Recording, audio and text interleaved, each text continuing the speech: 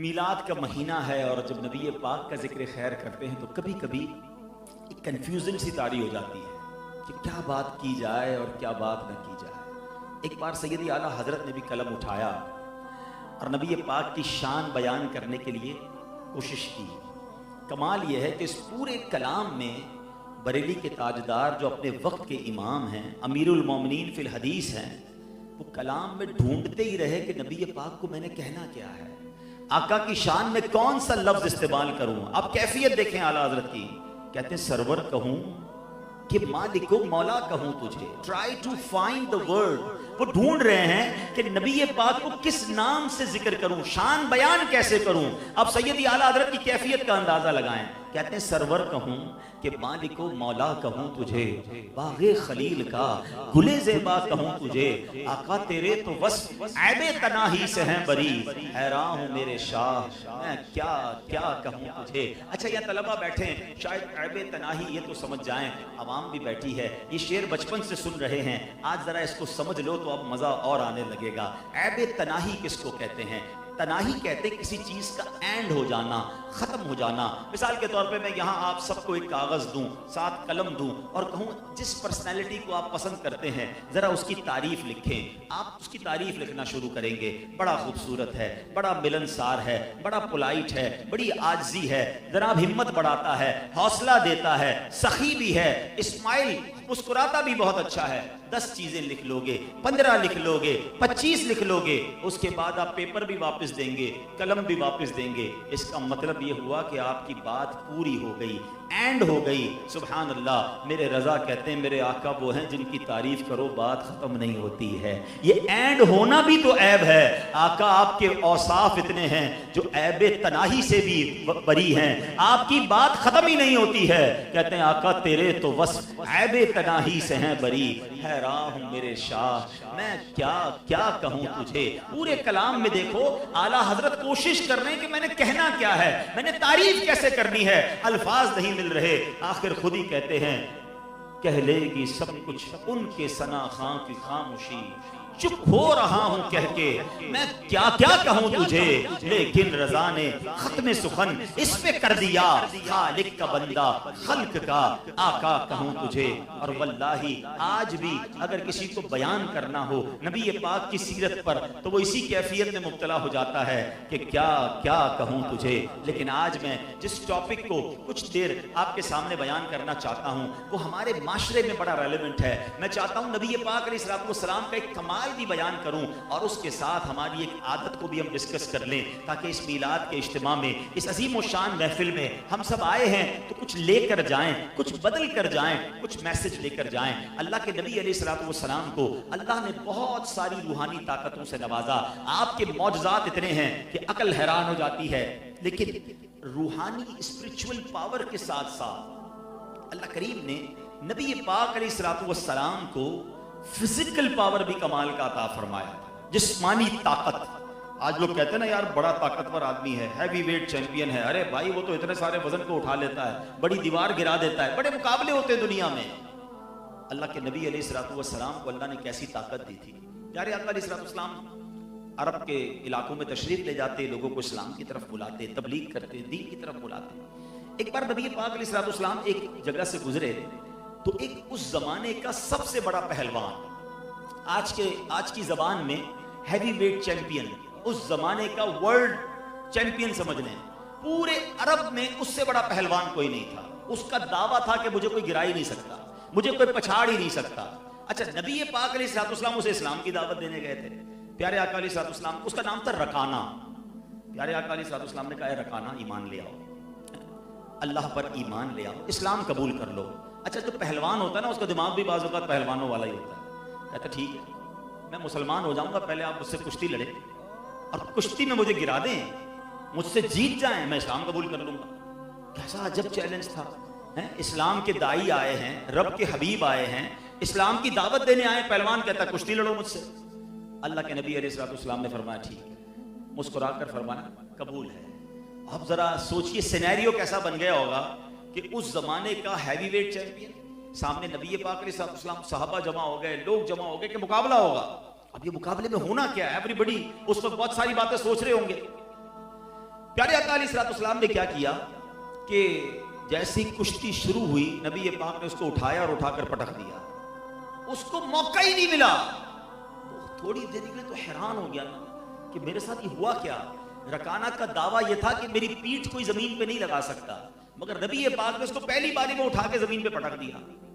अच्छा पहलवान था, कहता है मुझे समझ नहीं आई मेरे साथ क्या हुआ, मुझे दोबारा कुश्ती लड़नी है, एक बार फिर मुझे हरा कर बताएं। नबी पाक ने फरमाया कोई गल नहीं, दोबारा करते हैं। वो दोबारा आया तैयार होके, आका अलैहिस्सलाम ने फिर उसको पहली बारी में उठाया और उठा के पटक दिया। वो कुछ कर ही नहीं सका। फिर और गुस्सा और जोश, कहता है मुझे तीसरी बार मुकाबला करना है।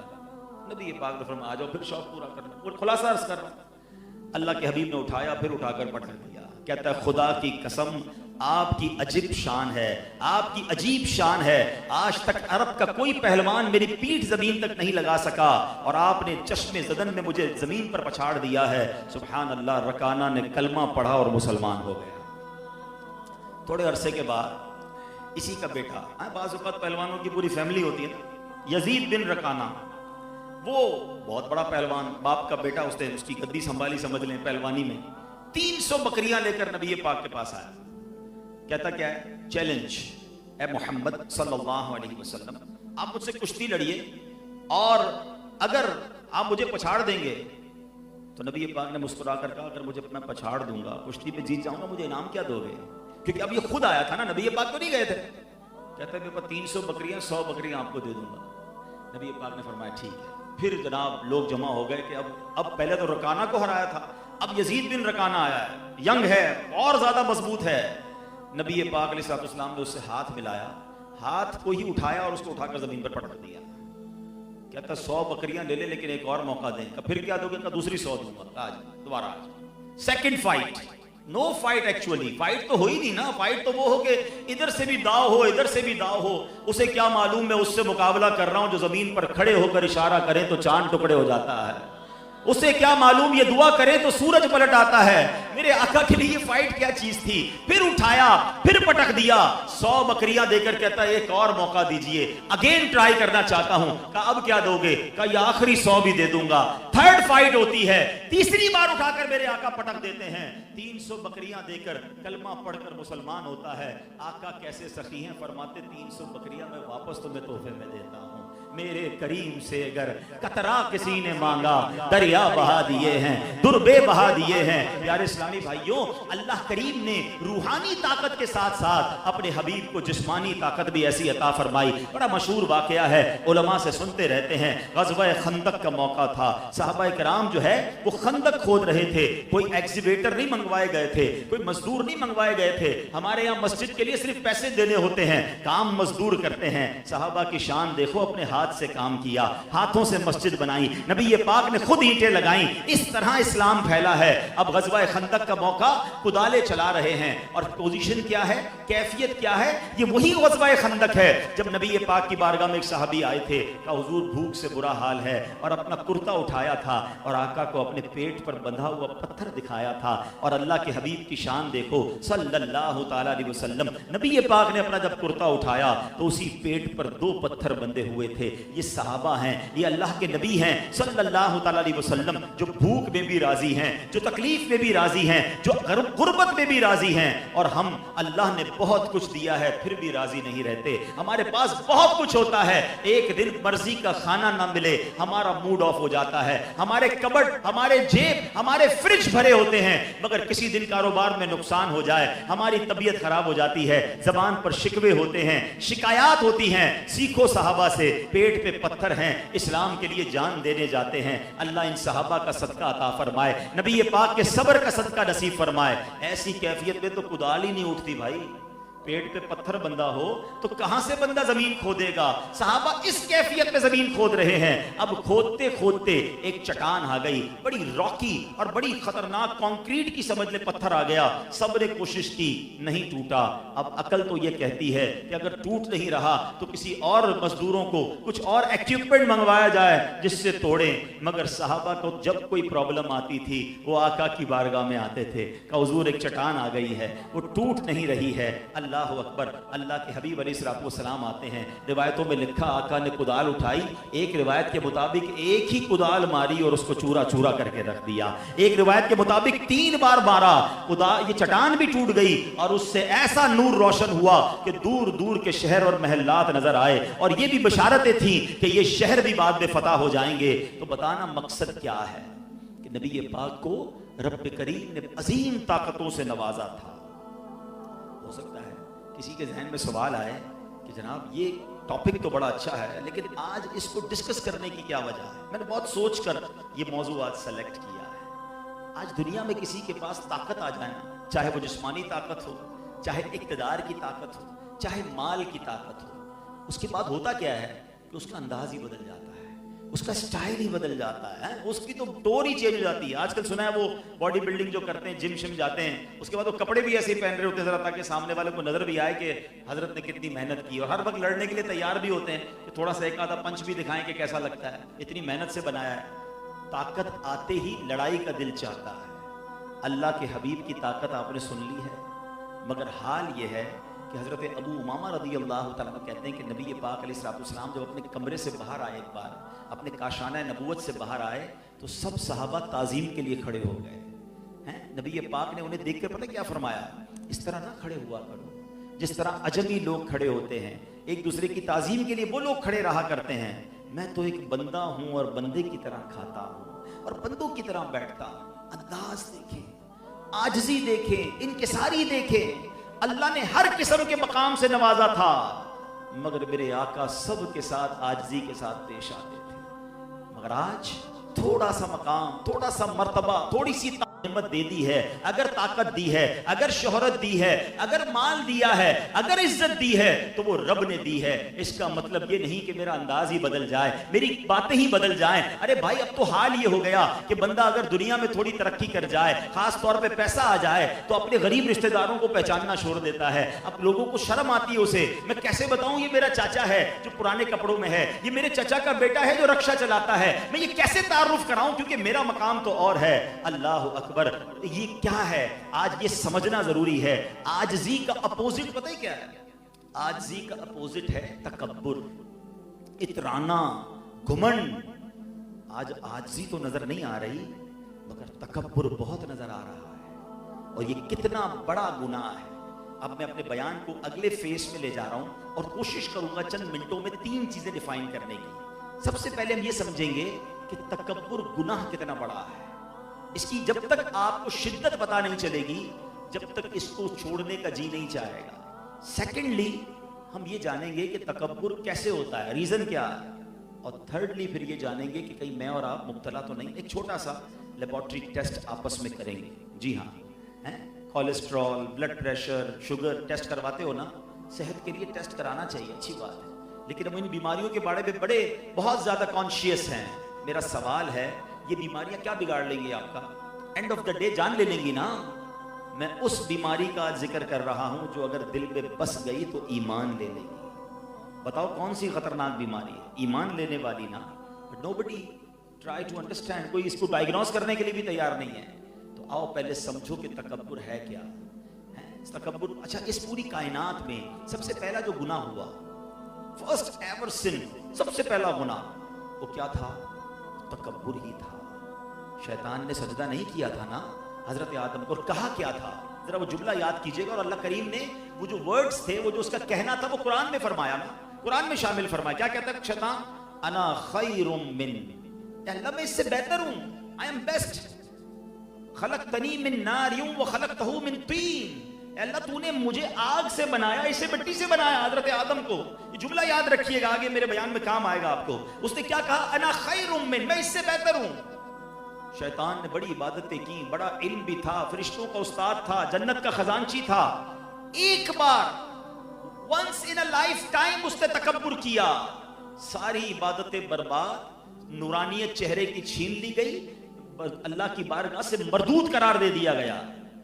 मुझे एक बात बताओ, जिसने एक बार तकब्बुर किया इसका ये हाल हुआ, जो रोज तकब्बुर करता है, जो बार बार तकब्बुर करता है, उसका क्या बनेगा? कभी समझा आपने ये कितना खतरनाक मर्ज है? अल्लाह करीम कुरान मजीद फुरकान हमीद में क्या इरशाद फरमाता है? इन्नहु ला युहिब्बुल मुस्तकबिरीन, बेशक वो मगरूरों को पसंद नहीं फरमाता। और एक हदीस तो बचपन से आपने सुनी होगी ना, कि जिसके दिल में राई के दाने के बराबर तकब्बुर होगा। ये राई के दाने का क्यों लफ्ज यूज हुआ? राई का दाना बहुत छोटा सा होता है, डॉट, नुक्ता।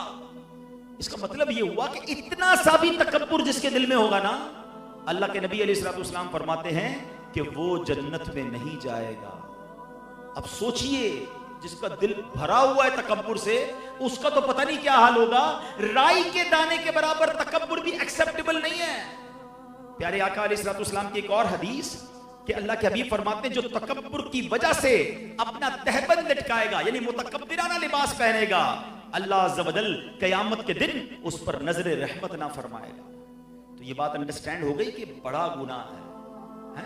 कायनात में होने वाला भी सबसे पहला गुनाह है और कबीरा गुनाहों में से गुनाह है।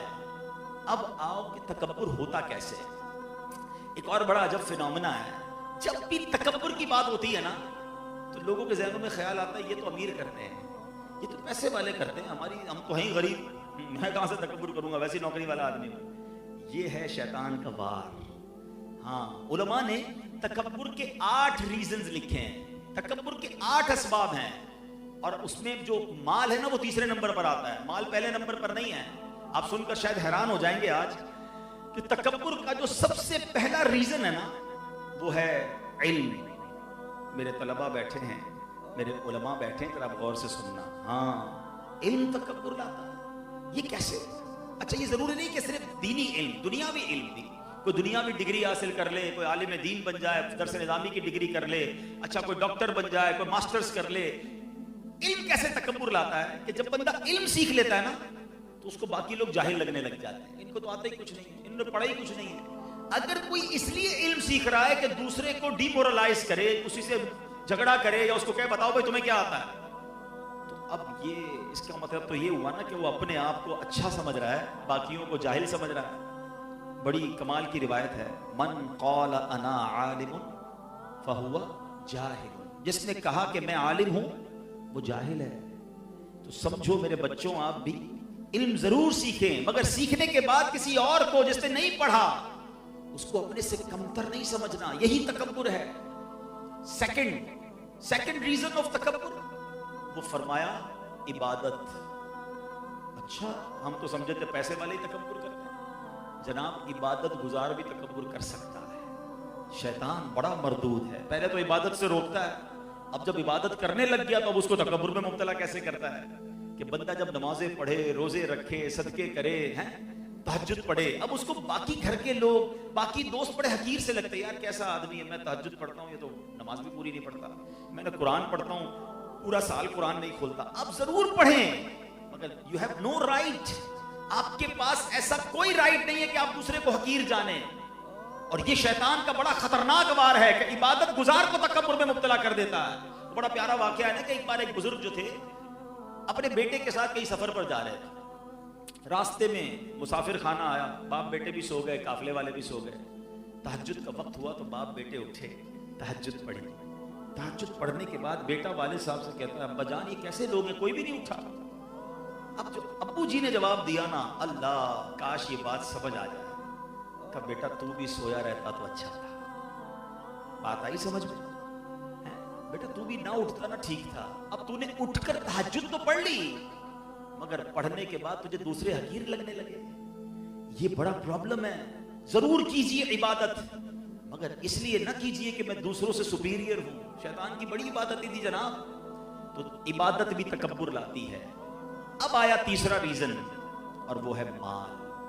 जब पैसा आता है तो इंसान को गरीब अच्छा नहीं लगता है, इंसान को लगता है कि यार ये गरीब मेरे ये किस काम का, अल्लाह ने मुझे इतना माल दिया है, काश ये ज़हन में होता अल्लाह ने दिया तो तकब्बुर भी ना होता।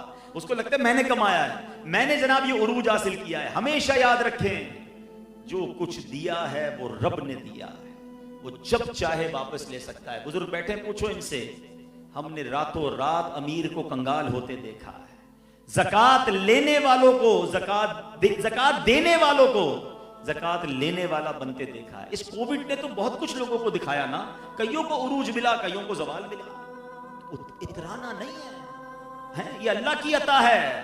माल तकब्बुर लाता है। चौथे नंबर पर कहा हसब व नसब, बड़ा खानदान, बड़ी फैमिली। पैर ही नहीं देते भाई, हमारा खानदान बहुत ऊंचा है, हम तो बड़े खानदान वाले हैं, इसका तो खानदान वो फलां फैमिली से ताल्लुक रखता है। अल्लाह अकबर। जरा सोचो, मेरे आका अलैहिस्सलाम ने हज्जतुल विदा के मौके पर जो तारीखी खुतबा फरमाया था, उस वक्त ये शानदार ऐलान किया था कि इस्लाम आया इसलिए है कि अब ये जो हसब व नसब का तकब्बुर है, तफाखुर है, इसको खत्म करने इस्लाम आया है कि कोई कबीला किसी कबीले से अफजल नहीं है। अल्लाह की बारगाह में मुकर्रब वो है जो ज्यादा तकवे वाला है। मगर आज भी ये बीमारी मौजूद है कि मेरा खानदान ऊंचा, इसका खानदान नीचा, और ये हसब और नसब भी तकब्बुर लाता है। और जो ये हसब नसब पर तकब्बुर करते हैं ना फैमिली वाइज, फिर कभी कभी हमने देखा है ऐसी गलती होती है कि किसी को मुंह दिखाने जैसे भी नहीं रहते, फिर किधर जाता है खानदान। तो कभी इस पर तकब्बुर नहीं करना चाहिए। पांचवा रीजन जो उलमा कहते हैं, ओहदा मनसब, किसी को कोई ओहदा मिल जाए, कोई मनसब मिल जाए, इंसान फिर तकब्बुर में गिरफ्तार होता है। हालांकि ये ओहदे, ये कुर्सियां, ये चंद दिनों की होती हैं, इस पर तकब्बुर नहीं करना चाहिए। छठा, कामयाबियां। जब बंदे को धड़ाधड़ कामयाबियां मिले ना, अरे भाई मैं तो पत्थर को हाथ लगाता हूं सोना हो जाता है, जो डील करता हूं फायदा ही फायदा होता है, जो फैसला करता हूं कमाल का होता है। अभी एक आइटम खरीदी, हर कोई मना कर रहा था, मैंने खरीदी, देखो पैसे बढ़ गए, ये मुझे ऐसा पता है। ये इंसान को मुब्तला करता है तकब्बुर में। अरे तुम्हारी क्या औकात है, मेरी क्या औकात है, अल्लाह मेहरबानियां कर रहा है और तुम इतराते जा रहे हो। होना तो ये चाहिए कि वो अताएं फरमाए तो हम सर और झुकाएं। दुनिया का दस्तूर है, दरख्त पर जब फल लगते हैं ना, वो दरख्त झुकता रहता है, झुकता रहता है, जितना फलदार होता है उतना झुकता है, जिसके कांटे लगे होते हैं वो सीधा खड़ा होता है। कामयाबियां मिले ये अल्लाह की अता है, और शुक्र करो और आजिज़ी करो, इतराओ नहीं। सातवां सबब उलमा कहते हैं हुस्न जमाल।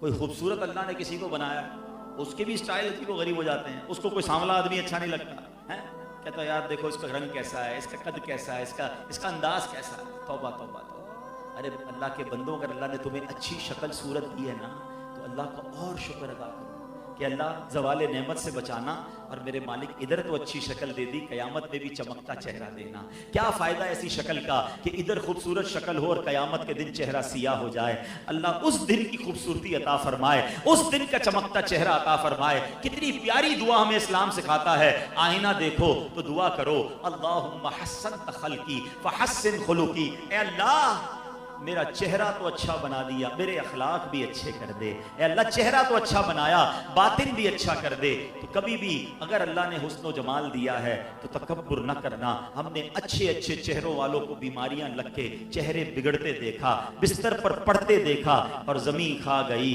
नौजवान कैसे कैसे हुए नामवर, बेनिशान कैसे कैसे, उसी 2 गज की कब्र में मट्टी के अंदर वो खूबसूरत भी चला जाता है। तो इतराना नहीं है। 8वां रीजन, और वो है ताकत, जो मैंने आज बयान किया कि आका के पास कैसी ताकत थी और आजिज़ी कैसी थी। अब आखिरी हिस्सा मेरे बयान का है। बयान में आपने ये भी सुन लिया कि तकब्बुर कितना बुरा है, ये भी सुन लिया होता किस वजह से है। अब पता है शैतान दिलों में ख्याल डाल रहा होगा, मौलाना साहब ने बयान तो बहुत अच्छा किया है, मगर मैं तो तकब्बुर नहीं करता। हाँ, तकब्बुर वाले लोग वाकई अच्छे नहीं होते, होना नहीं चाहिए, इट्स रॉन्ग, वेरी बैड। चलो मैं थोड़ा सा लेबोरेटरी टेस्ट कर लेते हैं। मैं कुछ निशानियां बता देता हूं। ऐसे तो बहुत सारी निशानियां, टाइम काफ़ी हो गया, मुझे अब कंक्लूड करना चाहिए, लेकिन मैं अब आपको कुछ निशानियां बता देता हूं और चेक कर लेते हैं एक दूसरे को कि कहीं मैं और आप तकब्बुर तो नहीं करते। अगर नहीं करते तो सुभान अल्लाह, अल्लाह तेरा शुक्र। और अगर फील हो रहा है कि देयर इज समथिंग रॉन्ग तो फिर इलाज करना है और घबराना नहीं। आज पूरा इलाज करके जाऊंगा इंशाल्लाह, निशानी भी बताऊंगा, आखिर में इलाज भी बता दूंगा इंशाल्लाह, और वो भी अल्लाह के हबीब अलैहिस्सलाम की हदीस से और उलमा की किताबों से ही अर्ज करूंगा। अब सुन ले जरा निशानियां। पहली निशानी कि बंदा जो है ये पसंद करे कि जब मैं कहीं जाऊं तो मेरे लिए लोग खड़े हो जाएं। अब अपने दिल से पूछें कि अगर हम कहीं जाते हैं और लोग खड़े नहीं होते तो फील क्या होता है कि यार खड़े भी कोई नहीं हुआ, इज्जत वाली जगह पे भी नहीं बिठाया, पूछा भी नहीं। ये इसका मतलब पता है कि इसके पीछे रीजन क्या है। मैं इनसे बेहतर हूं ना, ये खड़े हो ना, मैं अफजल हूं, ये मफजूल हैं, ये मेरे बाद हैं। तो ये तकब्बुर की भी तारीफ क्या है। वो जुमला याद है ना जो शैतान ने कहा था, अना खैरुम मिन, मैं इससे बेहतर हूं। और ये जो खड़े होने वाली आदत है ना, ये मेरे आका को इतनी नापसंद थी। यानी कोई खड़ा हो जाए वो गलत नहीं है, लेकिन जो खड़े होने को पसंद करता है और ना खड़े होने को बुरा समझता है, उसके बारे में नबी पाक अलैहिस्सलाम फरमाते हैं, तिरमिज़ी शरीफ की हदीस है, जिसको ये खुशी हो कि लोग मेरी ताजीम के लिए खड़े रहें, वो अपना ठिकाना जहन्नम बना ले।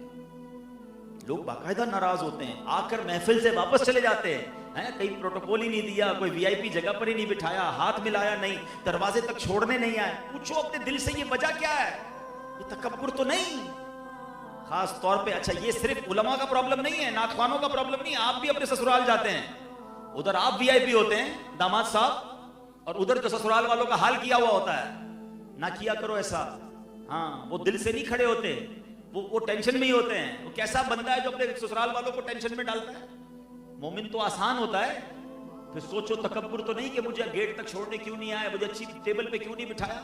उनको फील करवाओ ना कि जिस तरह आपके और बेटा, इस तरह मैं भी आपका बेटा हूं। मुझे मेरे लिए फिक्र ना किया करें, मैं अपने आका का उम्मती हूं। मेरे आका तो गुलाम के घर चले जाते थे, और अब हम हैं कि हमारी टोरी खत्म नहीं होती। एक तरफ तो कहते हैं आका का गुलाम हूं, दूसरी तरफ नबी पाक आजिज़ी का पैकर। हमारा अंदाज ही डिफरेंट है। सोचो, अगर ये आदत है तो ये तकब्बुर की अलामत है। दूसरी एक बड़ी खतरनाक, कि बंदा कहे कि मैं किसी को सलाम ना करूं, लोग मुझसे सलाम करें, मैं किसी से मिलने क्यों जाऊं? उसको मिलना है तो मुझसे मिले ना। ये जो जुमला है, ये क्या है? इसका मतलब क्या है कि मैं अफजल हूं, मैं आला हूं, ये मुझे सलाम करें, मैं क्यों पहले सलाम नहीं करते? पहले सलाम मुझे दूसरे लोग आके सलाम करें, और मैं किसी से मिलने जाऊं, ये मेरी इज्जत कम हो जाएगी। उनको आना चाहिए मुझसे मिलने। अल्लाह अकबर। अब बताओ, ये टेस्ट कुछ रिपोर्ट आ रही है सामने, गड़बड़ लगती है यार, ये तो कभी कभी हो जाता है। और अब मैं आपको बताऊं, जिस नबी के उम्मती हो ना, आका का तरीका क्या था? वो तो सबसे अफजल है ना, सबसे आला है। खल्क से औलिया, औलिया से रसूल, और रसूलों से आला हमारा नबी। आका की शान यह है कि सहाबा कहते हैं, हम जब भी आका की बारगाह में जाते, इससे पहले कि हम सलाम अर्ज करते, नबी पाक खुद सलाम में पहल फरमा देते। बल्कि कहते कई बार तो कोशिश की, डेलिबरेटली प्लान किया कि आज जाएंगे नबी पाक के पास, हम सलाम में पहल करेंगे। कहते जाकर कोशिश करते, मगर फिर भी कामयाब ना होते, आका ही सलाम में पहल फरमाया करते। बल्कि अब मैं एक और ईमान अफरोज बात कहने जा रहा हूँ। इस बात पर तो 3 दिन काफिला खुशी में दे देना, अगर बात अच्छी लगे ना, और इतनी अच्छी बात है कि ईमान ताज़ा हो जाएगा। सुनो, उलमा कहते हैं ये आदत सिर्फ उस दौर की नहीं थी, ये आदत मुबारका सिर्फ ज़ाहिरी हयात तैयबा तक ही नहीं, बल्कि आज भी अगर कोई गुलाम आका के रोज़े पर जाता है, सुनहरी जालियों पर जाता है, इससे पहले कि वो सलाम बारगाह रिसालत में अर्ज करे, मेरे आका अपनी आदत के मुताबिक सलाम पहले फरमाते हैं, अपने उम्मती को पहले सलाम फरमाते हैं। अल्लाह अकबर। मेरे आका का आलम तो ये है, आपकी आजिज़ी का आलम तो ये है, और गुलाम कहता है मैं क्यों सलाम करूं? पहले वो सलाम करें। फिर तकब्बुर और क्या है, पूछो अपने आप से।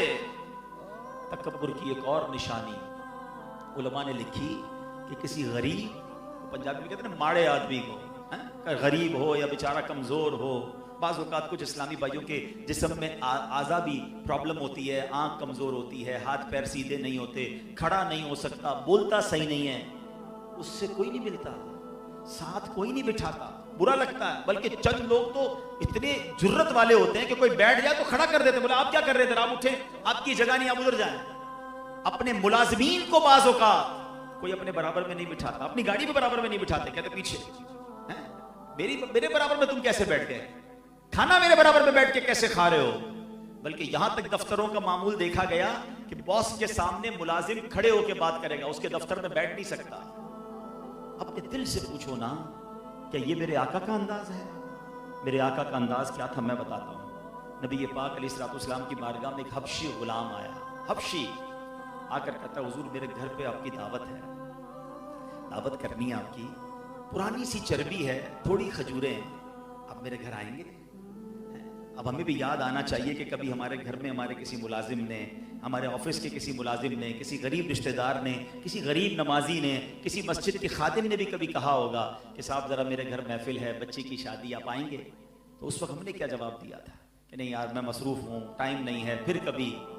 अमीर आदमी की दावत पर सबसे पहले पहुँचना है, गरीब के लिए टाइम नहीं है। उस गरीब ने तो मेन्यू भी बता दिया था कि हुजूर खजूर और चर्बी है। मेरे आका मदीने के किनारे पर उसके घर भी तशरीफ ले गए। नबी पाक अपनी सवारी पर अपने खादिम को साथ बिठाते थे। हम हैं कि बराबर में किसी को बिठाने के लिए तैयार नहीं। अपने दिल से पूछो ना कि ये क्या है, तकब्बुर नहीं तो क्या है, और तकब्बुर कितना बड़ा गुनाह है, ये मैं पहले बता चुका हूं। बनी इसराइल में एक शख्स था, उसको उसके इतनी नेकियां थी कि वो जिधर जाता था ना उसके साथ बादल चलता था, साया करता था। अल्लाह पाक ने इतना बड़ा मर्तबा दिया था उसको, बड़ा नेक आदमी। एक गुनाहगार शख्स उसी शहर में रहता था। उसके दिल में ख्याल आया, यार मैं कितना गुनाहगार हूं और ये कितना नेक है, ये जिधर जाता है इसके साथ बादल जाता है, मेरे तो गुनाह ही गुनाह है। ऐसा करता हूं मैं इस नेक आदमी के बराबर में जाके बैठ जाता हूं, इस पर जो रहमत बरसेगी मेरा भी काम हो जाएगा। इसके दिल में क्या था? आजजी, इनकिसारी है कि दाना खाक में मिलकर गुले गुलजार होता है। ये बंदा जाकर उस अजीम शख्स जिसके सर पर बादल साया फिगन रहता था, साकर बराबर में बैठ गया। लेकिन उस नेक बंदे के दिल में तकब्बुर आ गया। पता है क्या कहता है उसको? कि तुम मेरे बराबर में, तुम इधर कैसे, तुम्हारे इतने गुनाह और मेरे बराबर में बैठ गए, खड़े हो जाओ। उसने उस बंदे को खड़ा किया। अब पता है क्या हुआ? जैसे ही वो गुनाहगार खड़ा हुआ ना, जो बादल था वो गुनाहगार के साथ जाना शुरू हो गया। अल्लाह के नबी को वही की गई कि जाकर दोनों को बता दीजिए कि आज से ये दोनों अपने आमाल जीरो से दोबारा से शुरू करें। सारे आमाल नल एंड वाइड कर दिए गए। गुनाहगार ने आजिज़ी की थी, इनकिसारी की थी, तौबा करने की नीयत थी, अल्लाह ने इसके सारे गुनाह माफ कर दिए। जो नेक था उसने तकब्बुर किया, अल्लाह ने सारी नेकियां बर्बाद कर दी। अब सोचो, ये है तकब्बुर। जो साथ नहीं बिठाते ना, जो पसंद नहीं करते, पूछो अपने आप से। बल्कि मैं तो मशवरा दूंगा आपको कभी भी कोई आपका गरीब मुलाजिम दावत दे, घर बुलाए, मौका निकाल के चाय आपको, उनके दिल में जो खुशी दाखिल होती है ना, पूरे घर में खुशी की लहर होती है। सारी जिंदगी वो याद करेंगे, मेरा बॉस आया था, मेरे भाई आए थे, जानने वाले वो आए थे। जिस अमीर के यहाँ नहीं जाओगे ना, पहली 500 आदमी 1000 आदमी गया हुआ है, वो कोई आपको आपके ना जाने पर गैर हाजिरी नहीं लगेगी, उधर हाजिरी याद रहेगी। और ये लोगों के दिल से जब दुआएं निकलती हैं ना, फिर देखो कैसा बेड़ा पार होता है। एक और मशवरा दूंगा, कभी कभी मस्जिद में, इलाके में, खानदान में कुछ ऐसे लोग मिलते हैं जो बेचारे, उनकी बाजू का, हमारी मेमनी में कहते हैं लाड़ निकल रही होती है, थूक वगैरह निकल जाता है, हाथ टेढ़े मेढ़े होते हैं, बोल सही नहीं सकते हैं, चलते भी सीधे नहीं हैं, उनसे कोई नहीं मिलता। दूर दूर से आपने देखा होगा लोग निकल जाते हैं। आप जाएं और उनको सीने लगा लें। अब एक बार करके देखें, वल्लाह अल्हम्दुलिल्लाह मैंने किया है, आपको रो पड़ेगा बंदा, उसकी आंखों में आंसू आ जाएंगे। शायद उसको अरसे बाद किसी ने सीने लगाया होगा, किसी ने खैरियत पूछी होगी। हम नहीं पूछते। मस्जिद के खादिम से कौन पूछता है कि आपकी तबीयत कैसी है, आप ठीक हैं, खैरियत से हैं, मैं आपकी कोई खिदमत कर सकता हूँ? कभी मोहब्बत से मिले उससे। रोज़ हमारे लिए पोंछा लगाता है, किसी के पास टाइम नहीं है। कभी हम चौकीदार से नहीं मिलते, कभी खादिमों से नहीं मिलते हैं। वो एक वाक़या मैंने पहले भी बयान किया था कि एक बार कराची में हालात अल्लाह पाक खैर फरमाए, अब तो काफ़ी अच्छे हो गए।